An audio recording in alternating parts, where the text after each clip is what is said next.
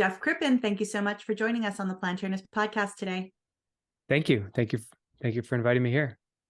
We're glad that you're here, and we're recording on the Friday of Thanksgiving over in the US, which is a great intro into our first question that we ask everybody. Do you have a moment of gratitude that you want to share with us and the listeners?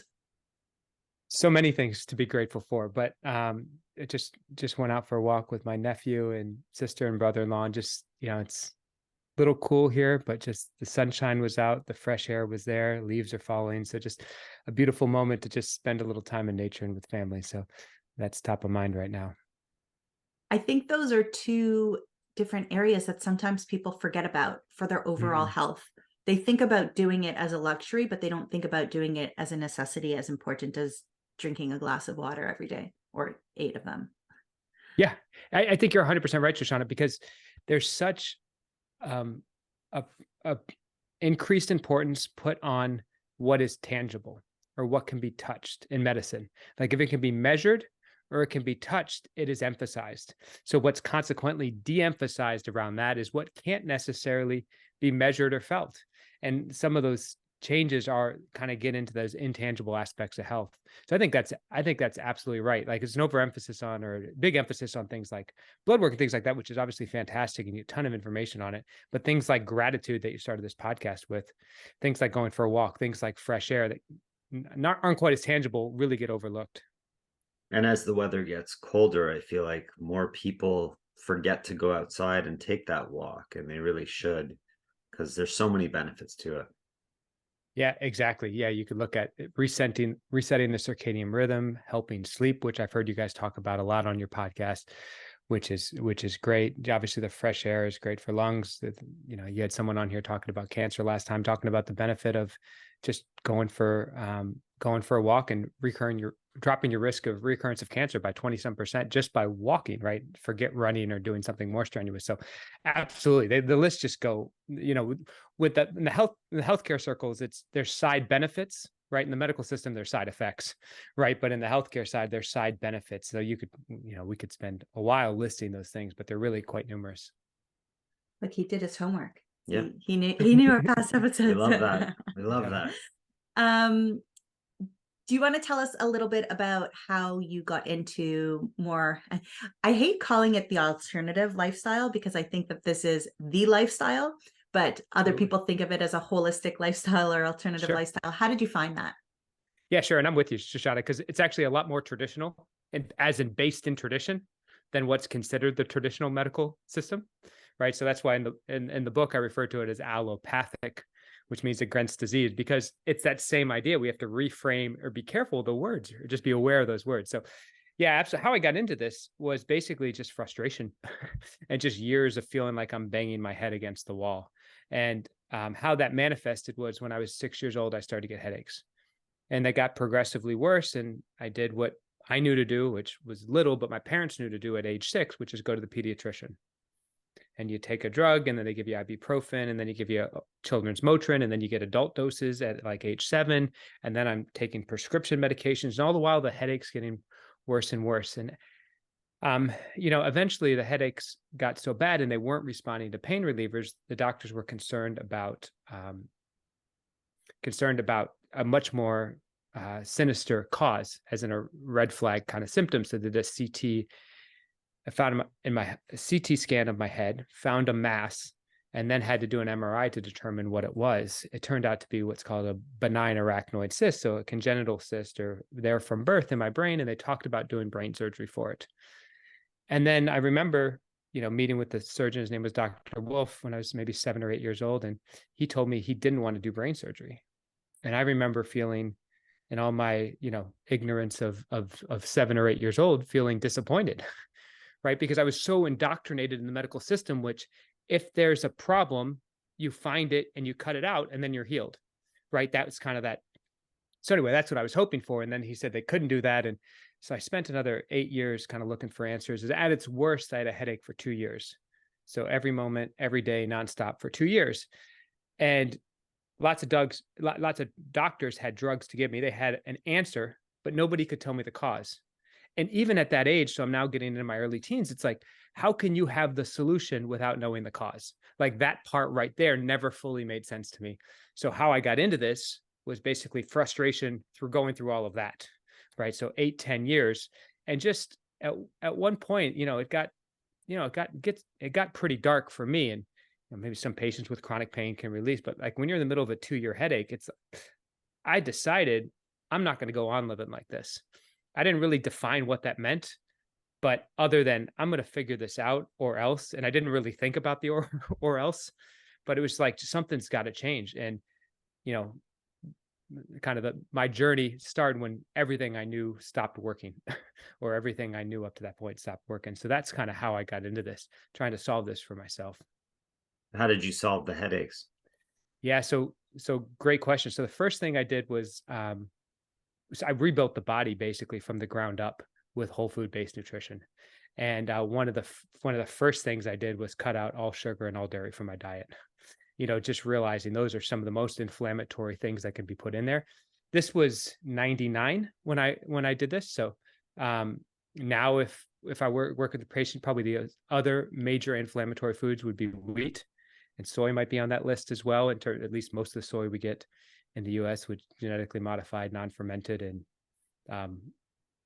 not as healthy as the traditional soy that you can find over in Japan. So, but those are some of the most inflammatory foods. So I cut that out and then rebuilt my body with whole food nutrition piece by piece.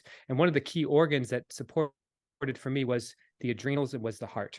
So those were some of the nutrients that some of the organs I specifically rebuilt, but it was a piece by piece, and it was an education and lifestyle,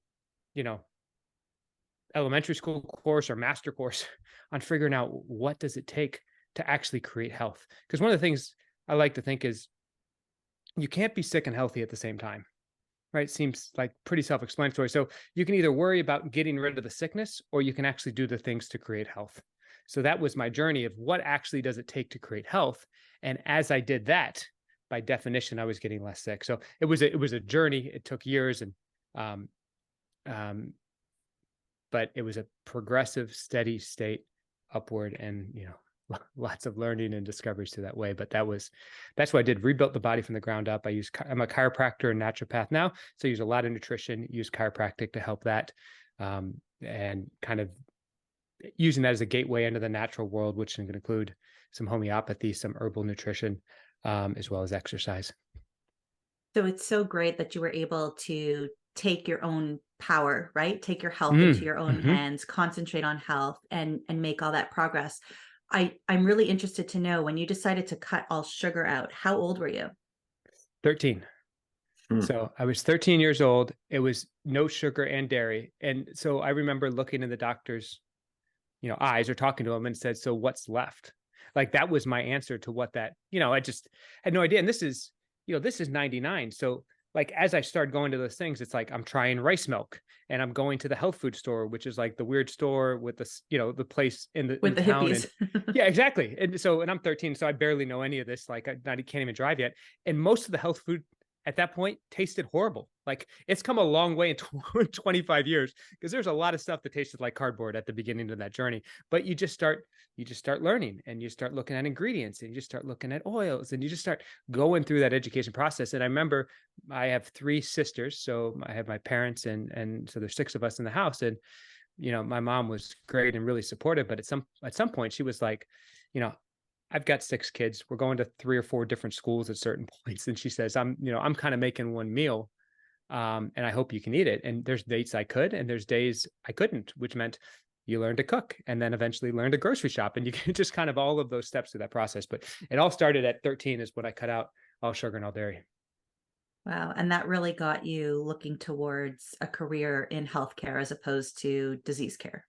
Yeah. And actually at that point, I still thought I wanted to get into business or investing, or at that point, I really loved sports, and I really loved investing. So I thought, oh, there's a lot of athletes going broke, so let me try to manage the finances of athletes, work with an agent. So I actually went to school to do that. And I was on my way to do that. After my freshman year, I did a business internship over the summer, started a painting business, and I did really well. But at the end of the summer, I just felt like unfulfilled, and I was ready to drop out of school. And my parents were ready for me to not drop out of school. So we had a bit of an issue there. So I said, I'll stay in school, but I want to figure out what I want to do. So at that point, I looked at 13 different majors, including having no major and creating my own major, and just try to see what like really resonated with me. And as an elective, I took a medical physiology class, which is basically like the function of the body. So it was in the medical school. And I was the only one there who, as far as I could tell, was a big lecture of 200-300 people, but everybody else was pre-physical therapy or pre-dentistry, or they were on the path and they weren't happy to be in the class. And I was like, I just wanted to learn about myself. And I kind of liked the class, and everyone else was kind of having this like college age dread of whatever you have to go to. So I was like a little tap on the shoulder. It's like, that's a sign. And then I kind of followed that sign to decide I want to be a chiropractor. And really what I wanted to do was not necessarily be a chiropractor, but what I really wanted to do was help others in the way those healers on my journey had helped me. And I thought, to be able to help children avoid that heartache and avoid the pain, and help the parents avoid seeing their children go through that, when there's options, when there's alternative, and when there's a whole vast amount of knowledge out there that can be incredibly helpful. That's actually what I wanted to do. So I became a chiropractor. I got a degree as a naturopath. And then I spent about 10 or 15 years studying mindset coaching. And we have a coaching and leadership training center because as I continued on that journey, it's like medical textbooks will say 60 to 80% of all disease is caused by stress. And, the CDC here in the US, for better or worse, but they do some stats. And it's like one of the stats that stuck out to me was 75% of all doctor's visits are caused by stress.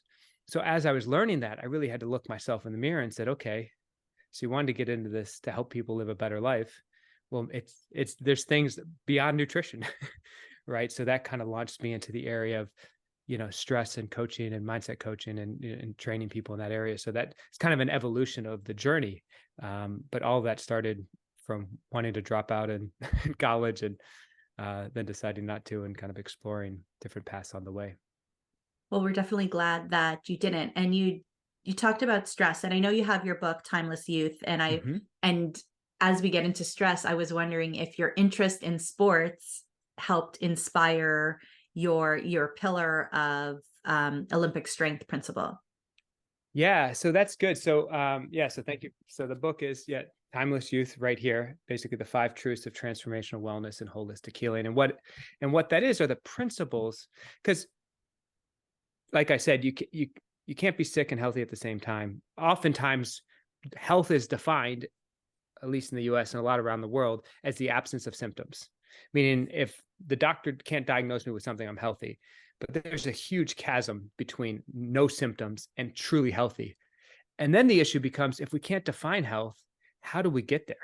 So that's what I was always looking for. What are those timeless principles of health that have been true for thousands of years, right? Going back to that traditional comment you made at the beginning, Shoshana. What are those principles? So that's what I wrote the book about. So one of those is what I call the Olympic strength principle. So where that comes from is at the beginning, I compare the medical system to the Titanic, meaning it is the biggest, it is the best, it has some of the most fantastic technology. Like the Titanic had the best wireless transmitters of its time, right? I mean, it had those, famously those airtight or supposedly watertight compartments. But anyway, go through the technology in the Titanic was cutting edge, first rate, the best in the world. And yet it sunk. And it was the only sinking in that part of the Atlantic for over 10 years. So the question is, how can you have the question? How can you have the best technology? Some of the most experienced captain from the White Star Line was there, and yet such a disastrous calamity can be taking place. And I think that's a good analogy for the medical system, because that paradigm of emergency medicine is great. And there's some incredible doctors. There's some incredible knowledge in that system. What they can do with blood work and MRI and X-ray and diagnostics is absolutely fantastic. And yet the medical system is either the first or third leading cause of death in the United States, more than heart disease, more than cancer, according to a study by Dr. Null called Death by Medicine.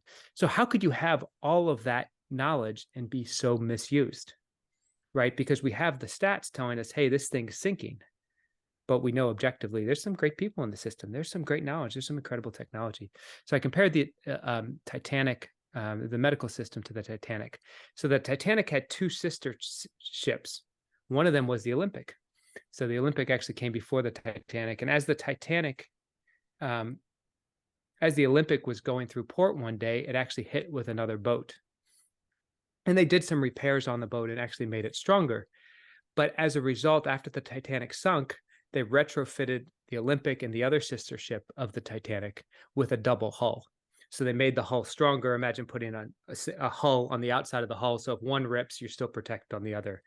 So what it was is how the stress of the Titanic could be used to make the other ship stronger.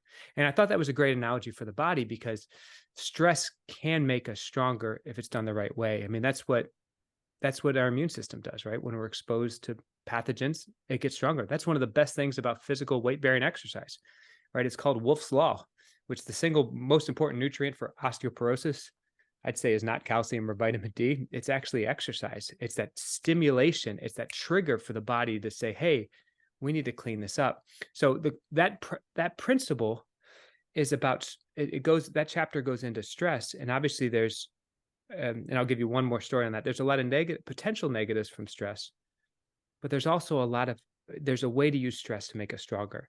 And the final story I'll like put in on that one is there's a study out of Stanford University by Kelly McGonigal. And what they did is look at 35,000 people, and they measured their level of stress, and they divided into quartiles, like 20% here, 20%. And they looked at the people with the most stress died the quickest, right? Not surprisingly, the people with the least stress lived the longest. Okay, that makes sense for our conventional understanding of stress. But then they looked at the people who saw stress as a positive. And these people objectively had more stress than any of the groups. And they were on the highest stress, but they actually lived longer than the people even with the lowest levels of stress. So they had lots of stress, but they were able to see it as a positive or use that stress to make us stronger.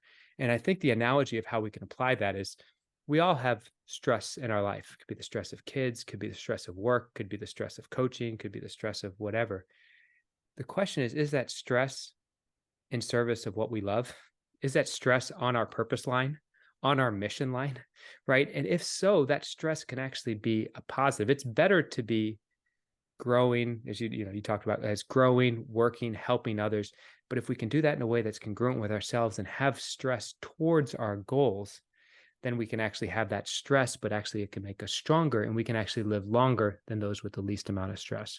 So the chapter goes, there's more around that, but that's the idea of Olympic strength, how we can develop the strength like the Olympic, the sister ship, the Titanic, using stress to benefit us.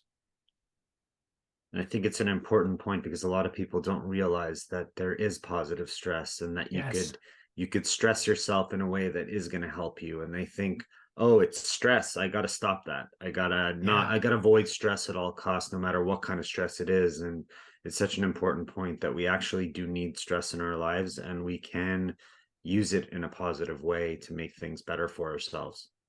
Yeah, I agree with you 100%. You've got a shirt, #training for life right on there, right? And but exercise is one of the best examples of that. I mean, I gave the example of bone stress, but that's what we're doing with, oxygen capacity. That's what we're doing with aerobic capacity in the heart.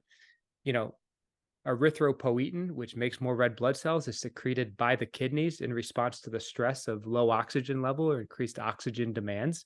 So absolutely, it's like, it could be as simple as use it or lose it, right? There's tons of different ways that manifest throughout the body, but we do have a use it or lose it kind of body. And the more we use it, the more benefits we can really accrue from that. It's actually interesting. So I work with a lot of health professionals, teaching them about the redox, and I work with a lot of individuals one-on-one. And when we're talking about the body's natural aging process and how we don't necessarily have enough to go around to deal with all the stress that we're exposed to, because we have environmental stress, we have sprays on our food, we have, who knows, we might have mold in our wall, we might have antibiotics sitting dormant in our body from years ago.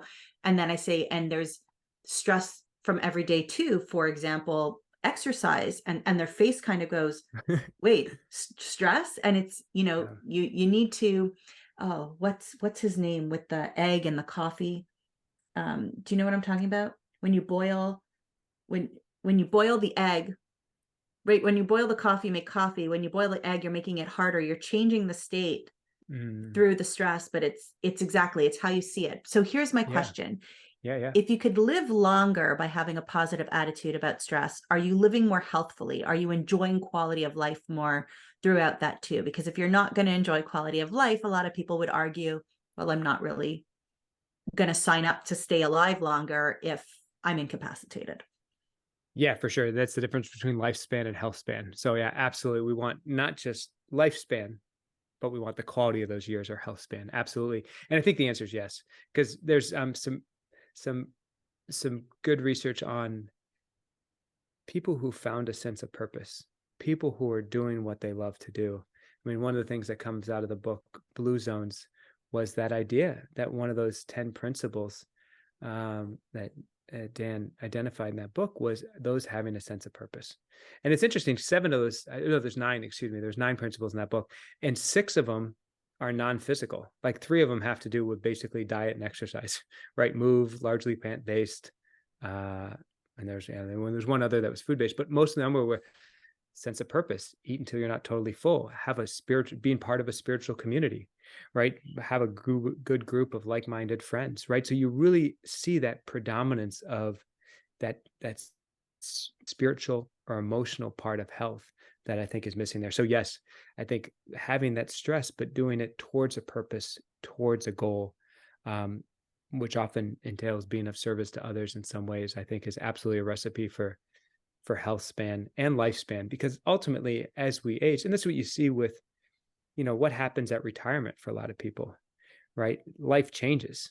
At that point, do they find the next game they want to play? And it could be the game of being a grandma or a grandpa or a great grandma or great grandpa, or a game of volunteering, or a game of starting a new business, or a game of going back to school. But those people who have found something they're passionate about and know what they want to do next live a lot longer than those whose game is sitting down to see what comes out next week on Netflix or something like that. Definitely agree with that. So if somebody's looking to improve their quality of life, improve their health, and they don't know where to start, what would be the first thing that you would suggest they do? I think, I think a couple things on that. The first thing I would say is really understand the power of the intangible parts of health, right? There's a study out of Oxford. It was in the 80s, and a gentleman named McClare, and he said the body is 100 times more sensitive to energetic stimuli than it is to physical stimuli. So what does that mean? Your body's 100 times more sensitive to the energy or vibes people give off than to hormonal changes. And how do we know this? Well, we've all walked into a room and saw someone across the room and got really excited and like, oh, I can't wait to talk to them. And we've seen someone else across the room and said, like, their heart just drops and you're like, oh God, why did I come? Right. And that physiological change happens immediately just based on sight. Right. And that can happen, in all kinds of different manifestations. And one of the most powerful things I would say around that, and just aligned with how you guys start each podcast, is gratitude. I mean, that's one of the changes I put in probably about 15 years ago for myself. Is I have a daily gratitude process. That's 5 questions in the morning and 3 questions in the evening. But one of those questions is, what 10 things am I grateful for right now? And another one is, what does somebody else do for me that I value and I'm grateful for? And just that power of that single question to put us on the positive. And I'll put a couple stats behind that, which is optimists or people with positive mood level tend to live 7 to 15 years longer than pessimists. So, which is amazing because things like normalizing your blood pressure, exercising, and not smoking all add between 1 and 3 years to your life. And we're talking about something as simple as changing your mood level, being optimistic, looking for the good in the world, is somewhere between, what would that be? It would be 7 and 5 to 7 times more powerful than that. So we go to our doctor, they check our weight, they ask if we're exercising. Sometimes they'll run a lipid panel or, look at cholesterol levels or check our blood pressure. But how often are they checking in on that emotional or spiritual health? So I think that would be the thing I would understand more about, and then many ways to apply it. Mindfulness, which you guys talked about, is a great one. Gratitude is a great one. Meditation or prayer is an absolute great one. Walking outside, kind of forest bathing, being in nature is a great one. So there's tons of different manifestations of it, but understanding the power of it and then applying it, I think, is probably where I would start. And gratitude is a fantastic one to choose one of those ways. Start with the mind and work your way down. Yeah, I love Well that. said. Well said. Great. So if somebody wanted to reach out to you, learn more about you, where would you like them to go on social media or Or get the anywhere? book. Or get the book? Timeless Youth. Yeah, give us your info. Well, I'd love that idea and get the book. Thank you. Thank you, Adam. Yeah. So I think, I think the book is the purpose of the book, of why I wrote it, was to help people avoid the 15-year struggle it took me to find this out. So now I'm a chiropractor, I'm a naturopath. We've got a clinic, and we've been in practice for a while. And it's basically, there's all kinds of strategies on how to get healthier. There's all kinds of tactics. Do this. Do I do intermittent fasting? What sort of diet do I eat? All sort of different tactics. But what I found is, if you don't understand the why, if you don't understand the whole picture, each of those strategies or tactics, why they could be great, are less effective than they otherwise being. So the purpose of the book, Timeless Youth, and I absolutely encourage your listeners to go out and grab it, is to kind of reset the operating system, so we understand what is health and why are we doing those things, and then they can plug in the great work they're doing with coaches, trainers like yourselves, to be able to get more out of that and be able to apply it more easily. So go ahead and get the book. It's just actually was released last month in Spanish. So if you guys speak Spanish, it's Tu Eterna Juventud. You can find that on Amazon. You can get that in, if you like local bookstores, you can get them. They can order it that way, or you can get it from them, but pretty much anywhere books are sold. And if you want to connect with me directly or have a question, probably the best way is just message me directly on Instagram. And my name on Instagram is my name, which is Jeff Crippen, JEFFCRIPPEN. And I respond to all of those personally. So we'll make sure you can answer to any questions that come up as you read the book or as you reflect on this podcast.